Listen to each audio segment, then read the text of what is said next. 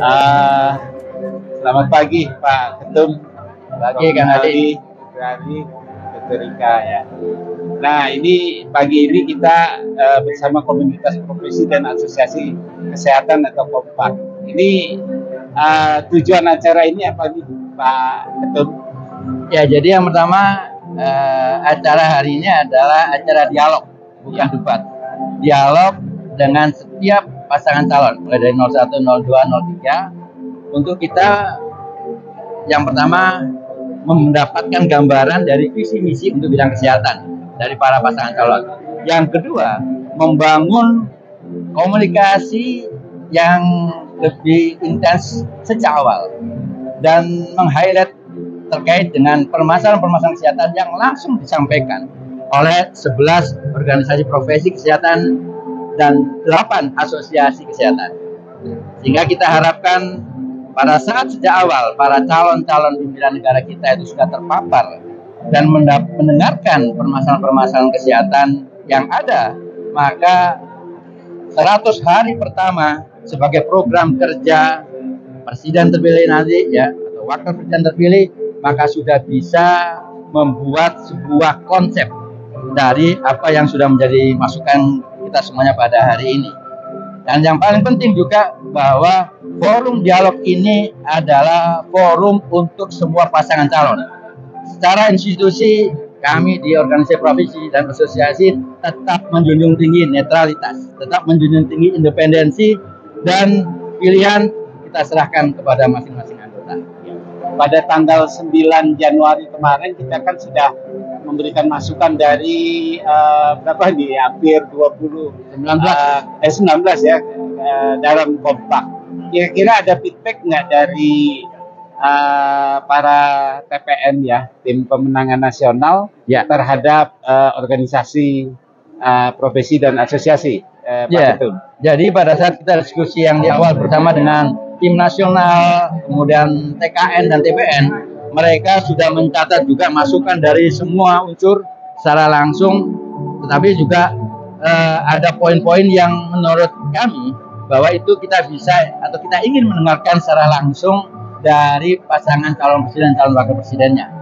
Karena tentunya tim SES atau tim nasional TPN dan TKN akan merinci permasalahan-permasalahan yang kemarin disampaikan, tetapi yang paling penting juga kita ingin mendengarkan secara langsung apa yang sudah menjadi konsep kesehatan langsung dari pasangan calon pada saat hari ini. Nah, saya beralih ke Prof. Yunali. Prof, kalau menurut Prof, ini kan sistem kesehatan ada dua nih. Sekarang kan ini kita ketahui bahwa sudah seperti marketplace ya. Padahal kita juga harus ada penjaminan welfare state ya. Karena ini teman-teman juga mengeluh nih hal yang mendasar pembiayaan kesehatan, hapusnya mandatory spending. Ini menurut Prof gimana nih harapan dari ketiga paslon ini?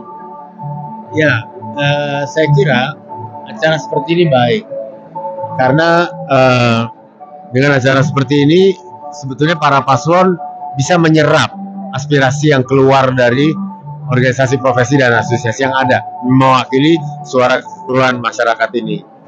Dan yang kedua, kita bisa mendengarkan bagaimana strategi mereka jika mereka terpilih nanti, saat pasangan itu terpilih, baik dalam hal pembiayaan kesehatan, distribusi sumber daya manusia kesehatan, ketercapaian akses oleh masyarakat kepada fasilitas layanan kesehatan, itu semua mestinya akan tergambarkan. Karena kita melihat bahwa walaupun kita sudah sebegini lama, masih saja kita mesti memikirkan hal-hal seperti itu. Nggak heran, karena memang tempat kita 17.000 pulau, tapi itu harus jadi prioritas. Karena bagaimanapun juga, walaupun tanpa mandatory spending, tapi pemerintah tentu harus mempunyai sistem yang menjaga supaya masyarakatnya tetap sebagai orang-orang yang sehat. Itulah modalnya bangsa begitu.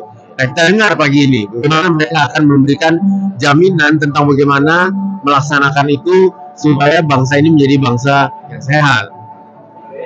Ya, terima kasih Prof. Mungkin ke Pak Ketum, kira-kira dari ketiga paslon ini akan hadir semua Pak Ketum? Ya, artinya kalau kita ingin mengundang, maka sampai sesuai dengan jadwal kita tetap berharap semua hadir. Yang sudah terkonfirmasi memang baru pasangan calon 01 dan 03. Dan ini tentunya kita masih menunggu informasi terkait dengan paslon 02, dan sekali lagi kami semua, saya mewakili dari 11 organisasi profesi dan 8 asosiasi kesehatan, sangat berharap acara ini menjadi acara yang benar-benar diperhatikan sebagai bagian aspirasi dari seluruh anggota. Kita ada 3 juta orang yang terhimpun di dalam keanggotaan organisasi profesi dan asosiasi, dan tentunya kita berharap apa yang sudah menjadi aspirasi dari kami bisa menjadi perhatian para pasangan calon dan bisa langsung kemudian dilakukan intervensi, dilakukan sebuah kebijakan strategis yang tentunya sekali lagi Indonesia bisa menang, Indonesia bisa menjadi Indonesia emas kalau melibatkan semua stakeholder. Disinilah kunci dari kemenangan Indonesia. Pak Ketum, ini bukan acara pertama ya, kalau nggak salah pernah dilakukan ya? Betul, setiap 5 tahun di dalam periode pemilihan Pilpres, maka kami dari Ikatan Dokter Indonesia bersama juga dengan organisasi profesi yang lain selalu mengadakan acara dialog. Dan sekali lagi kita konteksnya adalah mendengarkan dan juga menyampaikan aspirasi, bukan dalam konteks debat, karena kita ingin mendapatkan gambaran dari masing-masing pasangan calon terkait dengan kebijakan bidang kesehatannya. Apakah ini bukan merupakan satu bagian dari partisipasi politik kita, Pak Ketum, Asosiasi Kesehatan? Kompak organisasi profesi dan asosiasi kesehatan tidak berpolitik praktis. Ya. Tapi tentunya di dalam satu upaya untuk mendorong mempunyai daya ungkit terkait dengan masalah regulasi yang terkait dengan politik kesehatan, maka kami semua yang terhimpun di dalam Kompak siap untuk menjadi mitra strategis utama dan berkolaborasi bersinergi bersama pemerintah. Pak Ketum, tolong pesankan kepada para pemilih, mungkin insan kesehatan dan seluruh rakyat untuk datang di tanggal 14 Februari ke TPS. Ya, tentunya hari ini kita juga ingin para teman-teman sejawat, anggota dari organisasi profesi, dan juga anggota dari asosiasi bisa mengikuti baik live atau streaming melalui YouTube, supaya bisa mendapatkan gambaran terkait dengan apa yang menjadi permasalahan kesehatan dan apa yang bisa kita lakukan untuk bangsa Indonesia terkait dengan kesehatan. Dan tentunya jangan lupa, tanggal 14 Februari, mari kita gunakan hak pilih kita untuk Indonesia emas ke depan. Baik, terima kasih Pak Ketum, Prof. Dr. Ari dan Dr. Eka. Terima kasih atas wawancara. Terima kasih. Ya. Nah, teman-teman, kita bersama dengan Dr. Eka Mulyana, SPLT. Beliau adalah Ketua Inti Wilayah Jawa Barat. Mari kita dengar pendapat beliau tentang acara ini. Eka, selamat pagi ya. Selamat pagi. Cerah ya hari ini dari Bandung ke Bidakara. Apa nih pendapat Kang Eka sebagai perwakilan IDI wilayah ya, terpilih IDI wilayah Jawa Barat dan mungkin semuanya, silakan. Iya, terima kasih Kang Hadi. Pertama kami mengucapkan terima kasih ke Ketua Umum PBID Dr. Adib yang telah mengundang para Ketua IDI wilayah se-Indonesia datang pada hari ini dialog nasional bersama 3 capres Ya. dalam rangka pembangunan kesehatan Indonesia. Tentu saja kami perwakilan dari IDI wilayah setanah air, khususnya kami dari IDI wilayah Jawa Barat, di mana anggota dokter-dokternya termasuk terbanyak juga di tanah air, sangat berharap banyak dengan adanya dialog ini, mendengarkan langsung dari ketiga capres, katakanlah seperti itu, atensi, perhatian, bahkan apakah menjadi prioritas kesehatan, khususnya kami tenaga kesehatan dan medis di lapangan yang menjadi pintu gerbang utama, pintu gerbang pertama dalam layanan kesehatan. Kami ingin dengar langsung perhatian para capres terhadap kami nakes dan tenaga medis di lapangan yang selama ini tentu saja masih banyak PR-PR yang harus dilaksanakan terkait di era JKN ini, baik mengenai hak maupun kewajibannya. Tujuannya apa? Tujuannya tentu saja agar layanan kesehatan kepada masyarakat yang dilakukan oleh nakes dan tenaga medis bisa lebih maksimal lagi di 5 tahun mendatang. Kira-kira demikian, Kang Adi. Kira-kira Apa ada dari 1, 2, 3 yang kemarin dari tim TPN yang membuat hati Kang Eka memilih? Ya, saya berharap semuanya bisa menjadikan kami tenaga kesehatan medis di lapangan ini menjadi prioritas bagi program-program mereka di 5 tahun mendatang, kira-kira begitu. Jadi tidak hanya melulu terkait tentang prasarana infrastruktur, tapi SDM kesehatan dalam hal ini nakes dan medis haruslah menjadi perhatian juga, kira-kira demikian Kang Hadi. Ya, pokoknya pilihan diserahkan kepada Ya, masing-masing teman-teman ya. Ya, dengan adanya dialog hari ini diharapkan makin tercerahkan sikap, pendapat, komentar mereka para paslon terhadap kami, kira-kira gitu. Tidak ada paksaan ya. Ya. Yang penting datang di tanggal 14 Februari. 2024. Oke. Terima kasih Kang Ika. Saya bersama dengan Ketua Umum Persatuan Perawat Nasional Indonesia. Gimana pendapat Pak Arief tentang acara pada hari ini untuk menuju pemilu 14 Februari 2024? Silakan Pak Arief. Ya, terima kasih Kak Aceh. Jadi acara ini sebenarnya adalah satu ide bersama dari komunitas kesehatan yang terdiri dari organisasi profesi kesehatan dan asosiasi kesehatan untuk melihat visi dan misi dari para capres yang akan berada pemilu pada 2024 khususnya Februari ini ya. Jadi ajang ini juga memberikan kesempatan kepada kita juga untuk menilai seberapa keberpihakan daripada capres itu terhadap bagaimana kepentingan stakeholder kesehatan yang kita punya niat bersama untuk membangun Indonesia ini, terutama dalam sektor kesehatan. Anjuran dari Pak Ketua Umum PPNI untuk teman-teman di lapangan untuk tanggal 14, silakan Pak. Ya, saya kira sebagai warga negara Indonesia yang baik, saya kira tentu kita harus menghormati, menghargai, dan bahkan mengimplementasikan konstitusi kita. Kita diberikan hak untuk memilih pemimpin kita, maka seyogyanya kita harus gunakan hak itu untuk sebaik-baiknya. Satu suara pun itu adalah bermanfaat untuk bangsa dan negara. Yang penting teman-teman jangan golput ya. Ya pasti dong, ya kan? Terima kasih Pak Arief. Sip. Saya bersama dengan Ikatan Bidan Indonesia ya. Ada para anggotanya yang cantik-cantik ya. Jadi apa pendapatnya tentang acara ini dari sisi Ikatan Bidan Indonesia? Ya, baik. Assalamualaikum warahmatullahi wabarakatuh. Selamat pagi, salam sehat dan salam sejahtera bagi kita semua. Salam, Om Swastiastu, Namo Buddhaya, salam kebajikan. Yang kami hormati seluruh tenaga medis dan tenaga kesehatan di Indonesia, khususnya sahabat sejawat bidan di seluruh Nusantara dan juga yang hadir di gedung area Bidakara hari ini. Hari ini kita akan menyaksikan bersama dalam rangka dialog nasional para capres dan cawapres yang akan digelar pada hari ini. Dari mulai paslon 1, 2, dan 3, kita akan mendengarkan bersama visi misi dari para capres dan cawapres. Dan tentunya harapan kami dengan kegiatan ini, kami juga berharap kepada pemerintah siapapun nanti yang terpilih dari ketiga paslon ini, tentu kami para bidan di Indonesia kami akan mendukung dengan tentunya bagaimana penguatan peran bidan dalam rangka untuk meningkatkan kualitas pelayanan dalam mengawal kesehatan ibu dan anak di Indonesia untuk mewujudkan sumber daya manusia Indonesia yang unggul tentunya untuk mencapai Indonesia emas.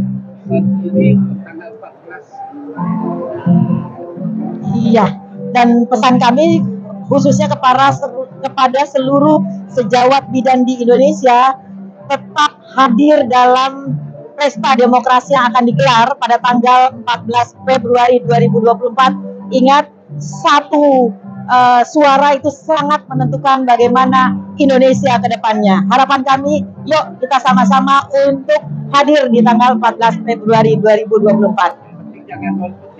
Jangan golput ya, semuanya IBI tetap siap ya.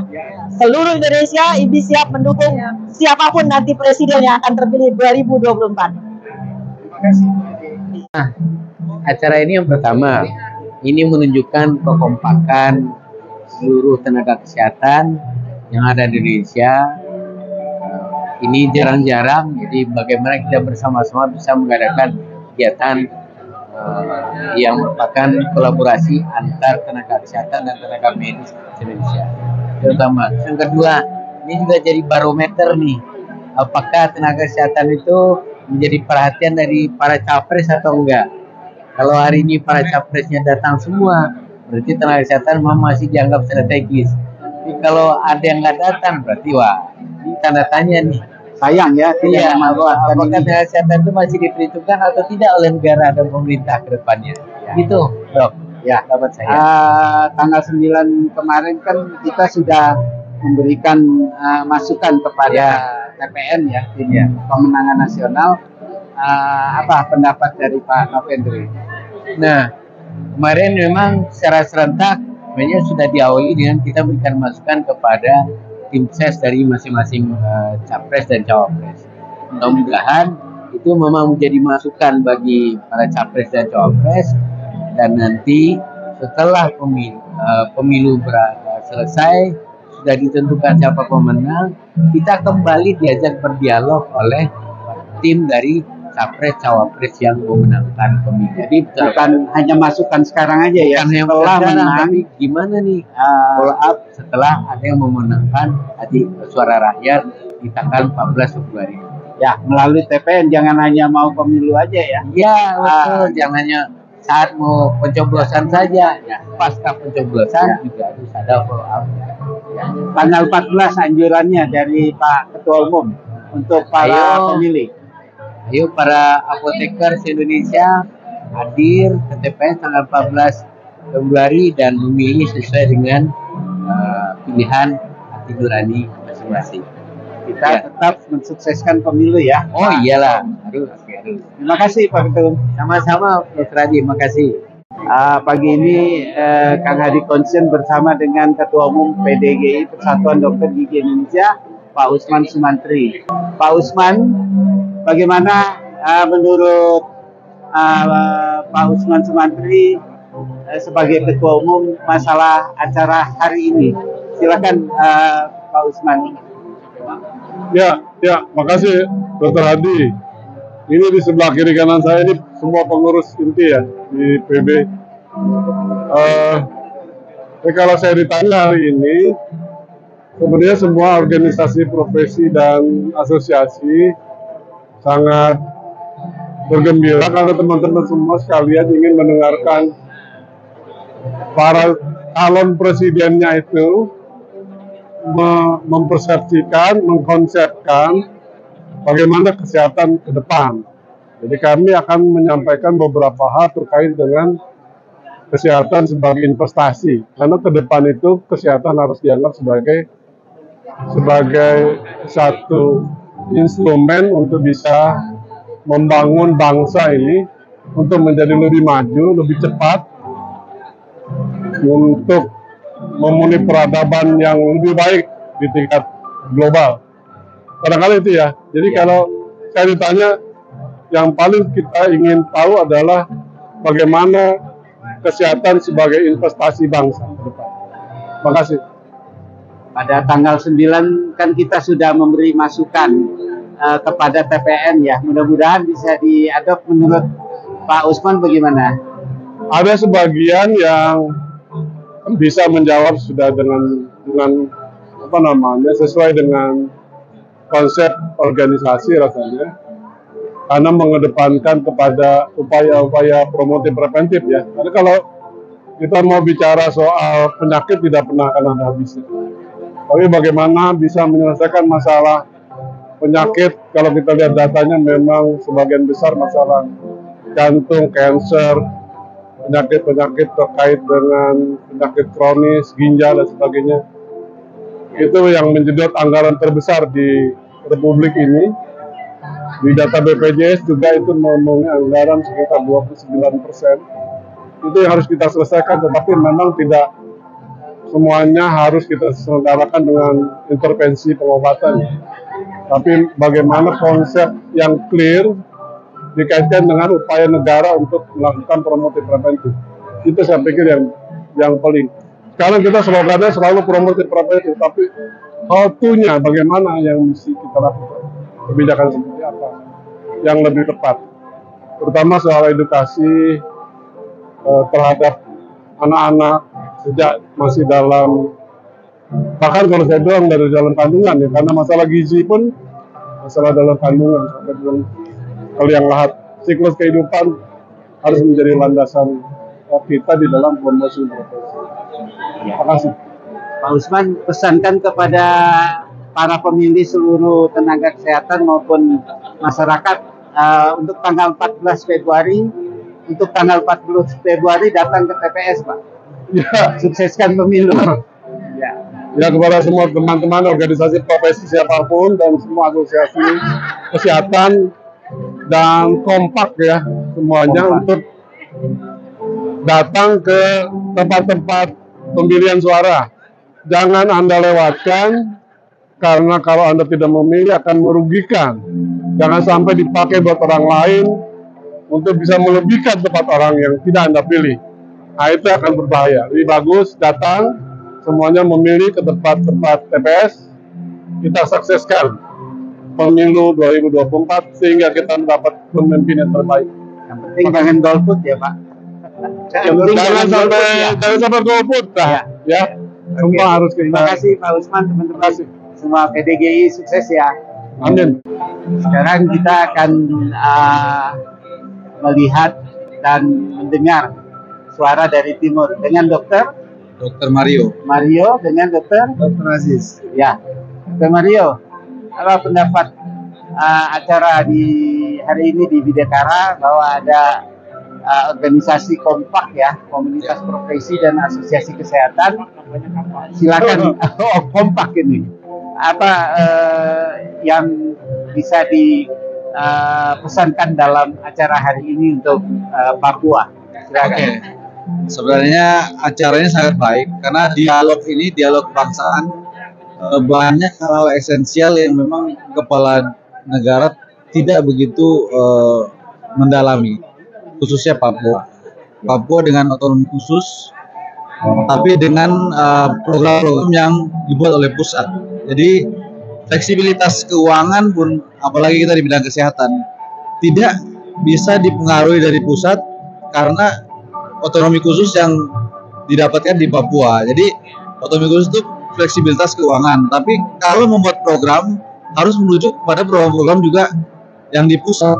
Jadi saat terjadi pemakaian dana yang darurat, kita kan di Papua sering dana itu darurat, tapi di Papua takut untuk menggunakan dana itu karena badan pemeriksaannya tidak fleksibel gitu. Jadi memang fleksibilitas yang diberikan tidak memberikan keuangan yang fleksibel juga.